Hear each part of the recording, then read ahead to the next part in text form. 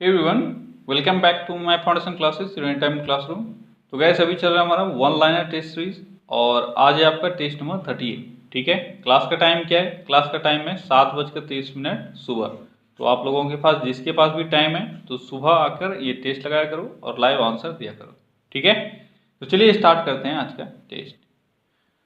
तो आज का आपका पहला क्वेश्चन है, प्रथम राष्ट्रमंडल खेल का आयोजन कहाँ हुआ था? प्रथम राष्ट्रमंडल खेल का आयोजन कहाँ हुआ था? आयोजन स्थल आपको बताना है। ये प्रथम राष्ट्रमंडल खेल का आयोजन स्थल कहाँ था? कहाँ था? ये था हैमिल्टन। कहाँ था? ये था हैमिल्टन। ठीक है, ये हैमिल्टन कहाँ है? ये हैमिल्टन कनाडा में है। ठीक है, हैमिल्टन कनाडा में प्रथम राष्ट्रमंडल खेल का आयोजन हुआ था। अगला क्वेश्चन है, प्रथम राष्ट्रमंडल खेल का आयोजन कब हुआ था? बताओ, प्रथम राष्ट्रमंडल खेल का आयोजन कब हुआ था? ये हुआ था 1930 में। ठीक है, अगला क्वेश्चन है, सच्चा बादशाह किसे कहा जाता है? सच्चा बादशाह किसको कहा जाता है? किसको कहा जाता है? ये कहा जाता है गुरु हरगोविंद को। किसको कहा जाता है? गुरु हरगोविंद को। बहुत सारे बच्चों को इसमें अलग अलग आंसर पता नहीं कहाँ से उनको मिलता है, पर किसी को अर्जुन देव लगता है, किसी को गुरु गोविंद सिंह लगता है, लेकिन आपका सही आंसर है गुरु हरगोविंद। ठीक है, अगला क्वेश्चन है, बेटन कप किस खेल से संबंधित है? बेटन कप किस खेल से संबंधित है? बेटन कप किस खेल से संबंधित है? किस खेल से संबंधित है? तो ये हॉकी से संबंधित है। किससे संबंधित है बेटन कप? हॉकी से।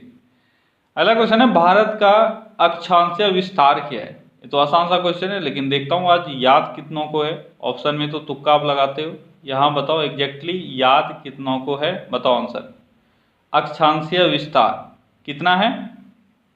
अक्षांशीय विस्तार तो ये है 8 डिग्री 4 मिनट से लेकर 37 डिग्री 6 मिनट।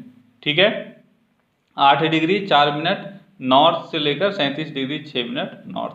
ठीक है, अगला क्वेश्चन है, सतपुड़ा की पहाड़ी मध्य प्रदेश के किस क्षेत्र में स्थित है? सतपुड़ा की पहाड़ी मध्य प्रदेश के किस क्षेत्र में स्थित है? तो मध्य प्रदेश में है सतपुड़ा की पहाड़ी, ये तो आप जान ही रहे हो। आपको ये बताना है किस क्षेत्र में। तो मध्य प्रदेश के पंचमढ़ी में। कहाँ है? मध्य प्रदेश के पंचमढ़ी में।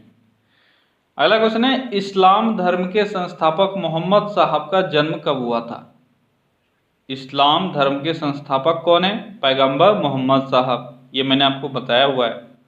अब आपको बताना है इनका जन्म कब हुआ था।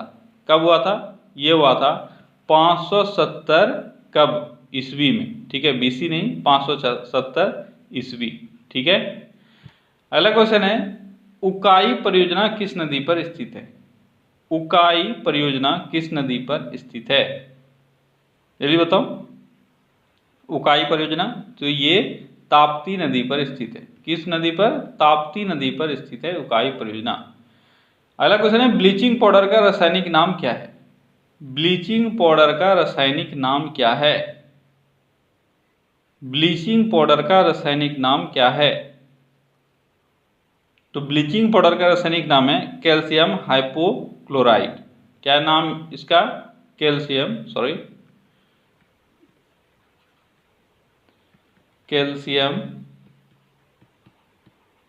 हाइपोक्लोराइड। ठीक है, कैल्शियम हाइपोक्लोराइड ये है ब्लीचिंग पाउडर का रासायनिक नाम। क्लियर है? अगला क्वेश्चन है, central electronics engineering research institute कहाँ अवस्थित है? Central electronics engineering research institute कहाँ स्थित है? Central electronics engineering research institute तो ये पिलानी में स्थित है। कहाँ स्थित है? पिलानी। ये पिलानी कहाँ है? ये पिलानी है राजस्थान में। ठीक है, पिलानी राजस्थान में central electronics engineering research institute स्थित है। इसके अलावा इसका जो रीजनल सेंटर भी है, शायद इसका 3 रीजनल सेंटर है। ठीक है, मद्रास में है और दिल्ली में है। मद्रास में शायद 2 है। ठीक है, एग्जैक्टली मुझे याद नहीं है, लेकिन 3 इसका रीजनल सेंटर है। एक आपका मद्रास वाला है, ये एग्जाम में पूछा भी गया है कि निम्न जगहों में से कहाँ इसका रीजनल सेंटर है। ठीक है, मद्रास या चेन्नई हो जाएगा, और एक शायद दिल्ली में है। ठीक है, चलिए बढ़ते हैं अगले क्वेश्चन की तरफ। अगला क्वेश्चन है, हमारे राष्ट्रीय कैलेंडर की पहली तिथि ग्रिगोरियन कैलेंडर के किस तिथि के अनुरूप हो सकती है? हमारा राष्ट्रीय कैलेंडर जो है, आपको ये बताना है ग्रिगोरियन कैलेंडर के किस तिथि के अनुरूप हो सकती है। तो देखो, पहला तिथि जो है यह या तो 21 या 22 मार्च को आता है। ठीक है, कब आ सकता है? 21 या 22 मार्च को। और अपनाया कब गया था हमारा जो कैलेंडर है, तो वो 22 मार्च 1957। ठीक है, 22 मार्च 1957 में इसको अपनाया गया था। और जो हमारे कैलेंडर का पहला तिथि है वह ग्रिगोरियन कैलेंडर, यानी जो इंग्लिश में हम लोग कैलेंडर यूज करते हैं, इसका 21 या 22 मार्च को हो सकता है। अगला क्वेश्चन है, आवर्त सारणी में सर्वाधिक इलेक्ट्रॉन बंधुता यानी इलेक्ट्रॉन एफिनिटी वाला तत्व कौन सा है?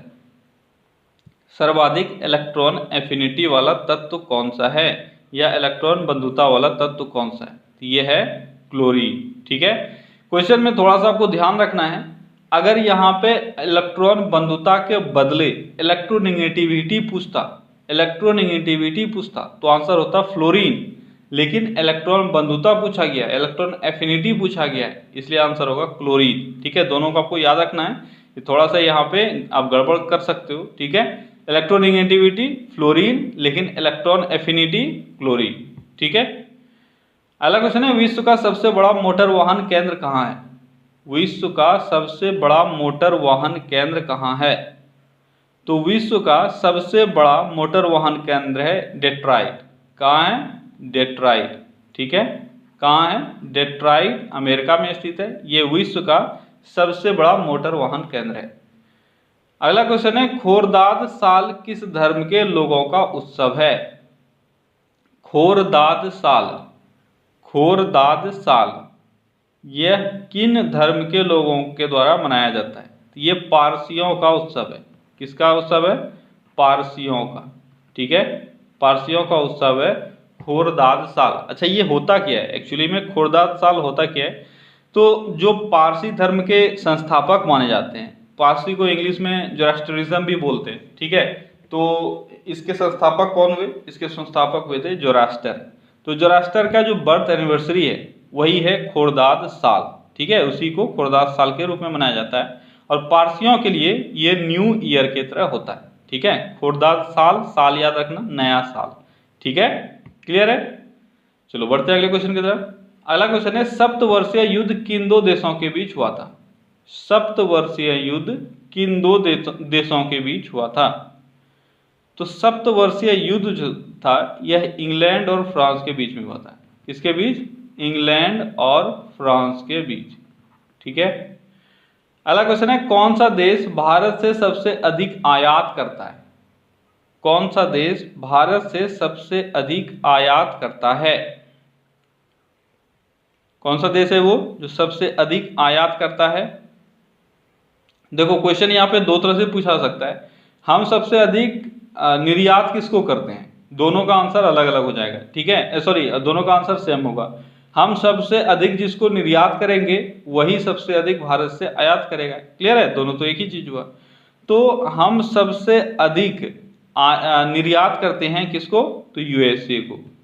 ठीक है, लेकिन अगर यहाँ पे एक और क्वेश्चन पूछा जाएगा कि हम सबसे अधिक आयात किससे करते हैं, तो सबसे अधिक आयात हम लोग चाइना से करते हैं। याद रखना, मैं दूसरे दिन पूछ लूंगा।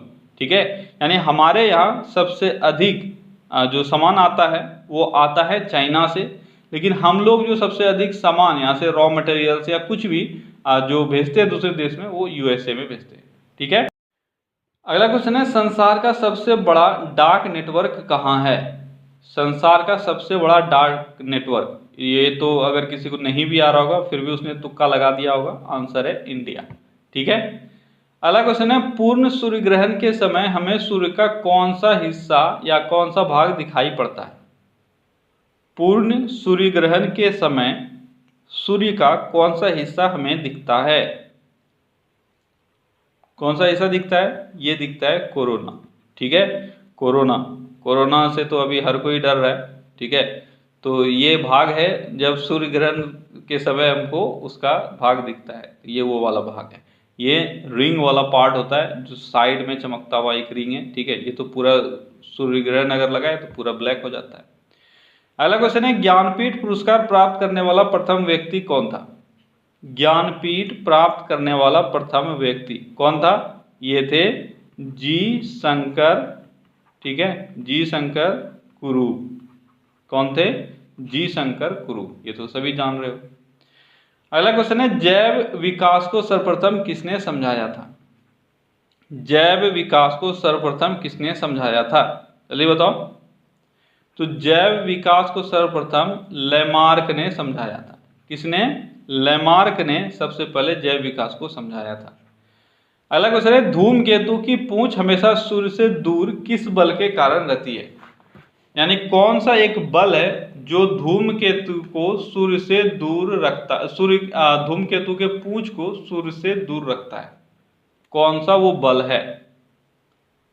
कौन सा बल है? वो है आपका अपकेंद्रीय बल। कौन सा है? अपकेंद्रीय बल। ठीक है, ये जो अपकेंद्रीय बल है इसके कारण से धूमकेतु का पूंछ हमेशा सूर्य से दूर रहता है। अगला क्वेश्चन है, गांधी जी का कॉन्साइंस कीपर किसको कहा जाता है? गांधी जी का कॉन्साइंस कीपर किसको कहा जाता है? ये एक टर्म यूज किया जाता है किसके लिए? तो ये है सी राजागोपालाचारी। किनके लिए? सी राजा या राजगोपालाचारी। ठीक है, राजगोपालाचारी के लिए ये टर्म यूज किया जाता है, गांधी जी का कॉन्साइंस कीपर। अगला क्वेश्चन है, अश्व अक्षांश किन अक्षांशों के बीच स्थित है? अश्व अक्षांश किन अक्षांशों के बीच स्थित है? तो अश्व अक्षांश या हॉर्स लैटिट्यूड इसको बोलते हैं। ये 30 डिग्री से लेकर 40 डिग्री के बीच स्थित है, दोनों हेमिस्फीयर में। ठीक है, नॉर्दर्न हेमिस्फीयर में भी और सदर्न हेमिस्फीयर में भी, दोनों हेमिस्फीयर में आपको ये देखने को मिलेगा अश्व अक्षांश। ठीक है। अगला क्वेश्चन है, गर्मी के दिनों में ट्रोपोस्फेयर की मोटाई घटती है या बढ़ती है? गर्मी के दिनों में ट्रोपोस्फेयर की मोटाई घटती है या बढ़ती है? तो गर्मी के दिनों में ट्रोपोस्फेयर की मोटाई बढ़ती है। ठीक है, क्या होता है? गर्मी के दिनों में ट्रोपोस्फेयर की मोटाई बढ़ जाती है। अगला क्वेश्चन है, मन्नार की खाड़ी तमिलनाडु के किस दिशा में स्थित है? देखो ऐसे क्वेश्चन ऐसे होते हैं ना जो आपको कंफ्यूज करते हैं। जल्दी बताओ। बहुत सारे बच्चे इसमें मार देंगे, तमिलनाडु है उससे नीचे मन्नार की खाड़ी है, क्योंकि हम लोग जाते हैं श्रीलंका कि उधर तो हमको मन्नार की खाड़ी दिखती है, तो ये होगा साउथ में। तो ये गलत है, ये पूर्व में स्थित है। आप थोड़ा सा इसको मैप पे अगर देखोगे तो आपको पता चलेगा, इसको मैप पे दिखना। ठीक है, तो भारत के पूर्व में स्थित है, ये है इंडिया और यहाँ आपका श्रीलंका। ठीक है, तो इस जगह है मन्नार की खाड़ी, तो ये भारत तमिलनाडु के पूर्व में स्थित है। ठीक है। अगला क्वेश्चन है, चंद्रमा पर पहुंचने वाला प्रथम मनुष्य सहित यान कौन सा था? यानी वो यान आपको बताना है जो मनुष्य को लेकर चंद्रमा पर सबसे पहले उतरा। क्या नाम था उसका? उसका नाम था अपोलो। ठीक है, 11। ठीक है। अगला क्वेश्चन है, पहला दादा साहेब फाल्के पुरस्कार पाने वाली अभिनेत्री कौन थी? उस अभिनेत्री का नाम बताना है जिनको सर्वप्रथम दादा साहेब फाल्के पुरस्कार मिला। कौन थी वो? वो थी देविका रानी। ठीक है, बहुत बार आपने पढ़ा होगा, देविका रानी को सबसे पहले दादा साहेब फाल्के पुरस्कार मिला था। ये अभिनेत्रियों में बात कर रहा हूं। अगला क्वेश्चन है, केप कैमोरीन किस महासागर में स्थित है? केप कैमोरीन किस महासागर में स्थित है? तो केप कैमोरीन हिंद महासागर में स्थित है। अगला क्वेश्चन है, केप कैमोरीन किस भारतीय राज्य में स्थित है? केप कैमोरीन किस भारतीय राज्य में स्थित है? कहाँ स्थित है? ये तमिलनाडु में स्थित है। ठीक है, और केप कैमोरीन कहाँ है? अगर ये आपको याद रहे तो फिर आसानी से कर पाओगे आप आंसर। जो कन्याकुमारी है, इसका जो दक्षिणतम पार्ट है, इसी को केप कैमोरीन के नाम से भी जाना जाता है। ठीक है, और ये कहाँ होगा? तमिलनाडु में होगा। अगला क्वेश्चन है, आर्य समाज की स्थापना कब हुई? आर्य समाज की स्थापना कब हुई थी? कब हुई थी? ये हुई थी 1875 में। ठीक है, और किसके द्वारा किया गया था आर्य समाज की स्थापना? तो अब सभी जान रहे हो, दयानंद सरस्वती ने इसकी स्थापना की थी। कहाँ किया गया था? मुंबई में किया गया था। अगला क्वेश्चन है, विश्व का प्रथम लिखित संविधान किस देश का है? विश्व का प्रथम लिखित संविधान यूएसए का है। ठीक है, और सबसे बड़ा लिखित संविधान भारत का। अगला क्वेश्चन है, राजपूत राज्य मेवाड़ की राजधानी कहाँ थी? मेवाड़ की राजधानी कहाँ थी? तो मेवाड़ की राजधानी थी चित्तौड़। कहाँ थी? मेवाड़ की राजधानी थी चित्तौड़। ठीक है। अगला क्वेश्चन है, मृत सागर किन दो देशों के बीच स्थित है? मृत सागर किन दो देशों के बीच स्थित है? तो मृत सागर इजराइल और, जल्दी बताओ, अभी भी किसी को याद आया तो, इजराइल और किसके बीच? जॉर्डन के बीच स्थित है। इजराइल और जॉर्डन के बीच मृत सागर स्थित है। अगला क्वेश्चन है, कनाडा की राजधानी कहाँ है? कनाडा की राजधानी कहाँ है? कहाँ है कनाडा की राजधानी? तो कनाडा की राजधानी है ओटावा। ठीक है। अगला क्वेश्चन है, साहित्य कृति बालका के रचनाकार कौन है? बालका किसका रचना है? इंपॉर्टेंट बुक है, याद रखना। बालका, कई जगह इसको बालक भी लिखा जाता है, लेकिन ये बालका था। ठीक है, बालका। इसके रचनाकार कौन है? इसके रचनाकार है रविंद्रनाथ टैगोर। कौन है? रविंद्रनाथ टैगोर। ठीक है, ये थे बालका के रचनाकार। अगला क्वेश्चन है, सर्वोच्च न्यायालय कोलकाता की स्थापना सर्वप्रथम किस एक्ट के तहत किया गया था? भारत में पहला जो सर्वोच्च न्यायालय का स्थापना हुआ वो कलकत्ता में हुआ था। ठीक है, ब्रिटिश काल में। आपको बताना है किस एक्ट के तहत इसकी स्थापना की गई थी। तो इसकी स्थापना 1773 के रेगुलेटिंग एक्ट के तहत की गई थी। किसके तहत? 1773 के रेगुलेटिंग, ठीक है, एक्ट के तहत। ठीक है, रेगुलेटिंग एक्ट के तहत इसकी स्थापना की गई थी। और आपको पता होना चाहिए कि इसकी स्थापना कब हुई थी। कब हुई थी इसकी स्थापना? इसकी स्थापना 1774 में हुई थी। अगला क्वेश्चन है, किस एक्ट के तहत भारतीय ईस्ट इंडिया कंपनी की व्यापारिक एकाधिकार भारत में समाप्त हो गई थी? व्यापारिक एकाधिकार भारत में समाप्त हो गई थी ईस्ट इंडिया कंपनी की किस एक्ट के तहत? किस एक्ट के तहत? जल्दी बताओ, किस एक्ट के तहत? तो 1813 के एक्ट के तहत। ठीक है, 1813 के एक्ट के तहत ईस्ट इंडिया कंपनी का भारत में एकाधिकार समाप्त हो गया था। ठीक है, आपको अच्छे से याद रखना है। अगला क्वेश्चन है, 9 डिग्री चैनल किन दो देशों को अलग करती है? ये देश नहीं है। ठीक है, 9 डिग्री चैनल अगर किसी को पता हो तो ये कोई देश को अलग नहीं करता है, किन दो द्वीपों को या जगहों को। ठीक है, किन दो जगहों को या द्वीपों को अलग करती है, आपको ये बताना है। तो किन दो द्वीपों को अलग करती है 9 डिग्री चैनल? तो 9 डिग्री चैनल आपके लक्षद्वीप, ठीक है, लक्षद्वीप और किसको? मिनिकॉय द्वीप। ठीक है, लक्षद्वीप और मिनिकॉय द्वीप को अलग करती है। कल मैंने आपको 8 डिग्री चैनल बताया था, जल्दी से बताओ 8 डिग्री चैनल किन दो जगहों को अलग करती है? तो 8 डिग्री चैनल मालदीव और मिनिकॉय द्वीप को। ठीक है, 8 डिग्री चैनल मालदीव और मिनिकॉय द्वीप को, 9 डिग्री चैनल लक्षद्वीप और मिनिकॉय को। ठीक है, तो दो आपको याद रखना है, क्योंकि कल आपने एक पढ़ा और आज आप दूसरा पढ़ दो। इसी तरह से मैं कोशिश कर रहा हूं सबको रिवाइज करवा देने का, एक एक करके। अगला क्वेश्चन है, यूरोप महादेश का सबसे छोटा देश कौन सा है?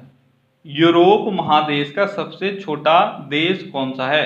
एशिया का मैंने आपको पढ़ा रखा है, अब आप यूरोप बताओ। यूरोप का कौन सा सबसे छोटा देश है? यह है वेटिकन सिटी। कौन सा है? Vatican city. ठीक है, और एशिया का मैंने आपको पढ़ा रखा है, एशिया का सबसे छोटा देश मालदीव है, सबसे बड़ा देश चीन है। यूरोप का सबसे छोटा देश वेटिकन सिटी है, और सबसे बड़ा देश कौन सा है? रूस है। ठीक है, अगला क्वेश्चन है, पीर पंजाल दर्रा कहाँ स्थित है? पीर पंजाल दर्रा कहाँ स्थित है? पीर पंजाल दर्रा कहाँ स्थित है? तो पीर पंजाल दर्रा जम्मू एंड कश्मीर में स्थित है। ठीक है, अगला क्वेश्चन है, पीर की गली कहाँ स्थित है? पीर की गली कहाँ स्थित है? जल्दी बताओ, सर खुजलाओ मत, आंसर करो। पीर की गली, तो आप लोगों में से बहुतों ने ये पढ़ा भी नहीं होगा पीर की गली, लेकिन बहुतों ने तुक्का लगा लिया होगा। देखो, पीर पंजाल को ही पीर की गली कही जाती है। मजा आया? पीर पंजाल को ही क्या कहा जाता है? पीर की गली या पीर गली। तो ये भी आपका कहाँ हो जाएगा? जम्मू एंड कश्मीर में। इसको याद रखना। ठीक है, अगला क्वेश्चन है, अलकनंदा और पिंडार का संगम कहाँ हुआ है? अलकनंदा और पिंडार का संगम कहाँ हुआ है? पिंडार नाम का एक नदी है। ठीक है, तो अलकनंदा और पिंडार नदी का संगम कहाँ हुआ है? कहाँ हुआ है? ये हुआ है कर्णप्रयाग में। कहाँ हुआ है? कर्णप्रयाग में। तो अभी तक मैंने आपको 3 प्रयाग पढ़ा दिया है। कौन कौन सा प्रयाग मैंने पढ़ा है? भागीरथी और अलकनंदा। भागीरथी और अलकनंदा का संगम है देव प्रयाग। ठीक है, देव प्रयाग हो गया। दूसरा मैंने पढ़ाया था अलकनंदा और मंदाकिनी। अलकनंदा और मंदाकिनी, इसका संगम है रुद्रप्रयाग। और आज मैं पढ़ा रहा हूं कर्णप्रयाग। ठीक है, यह है अलकनंदा और पिंडार का संगम स्थल। ठीक है, क्लियर है। अगला क्वेश्चन क्या है, स्वतंत्र भारत की पहली मंत्रिपरिषद में रक्षा मंत्री कौन थे? स्वतंत्र भारत की पहली मंत्रिपरिषद में रक्षा मंत्री कौन थे? कौन थे रक्षा मंत्री, जल्दी बताओ। रक्षा मंत्री कौन थे स्वतंत्र भारत की पहली मंत्रिपरिषद में? तो कौन थे? ये थे बलदेव सिंह। क्या नाम था उनका? उनका नाम था बलदेव सिंह। ठीक है, बलदेव सिंह था उनका नाम। तो ये आपको याद रखना है।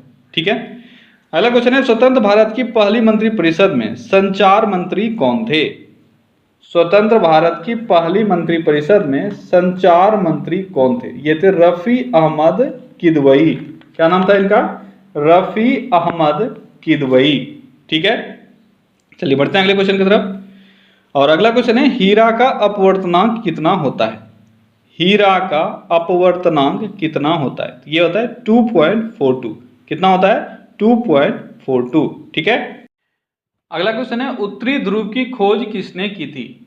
उत्तरी ध्रुव की खोज किसने की थी, या उत्तरी ध्रुव पर सर्वप्रथम कौन पहुंचा था? तो जो सबसे पहले पहुंचा था उसी ने खोज भी की थी।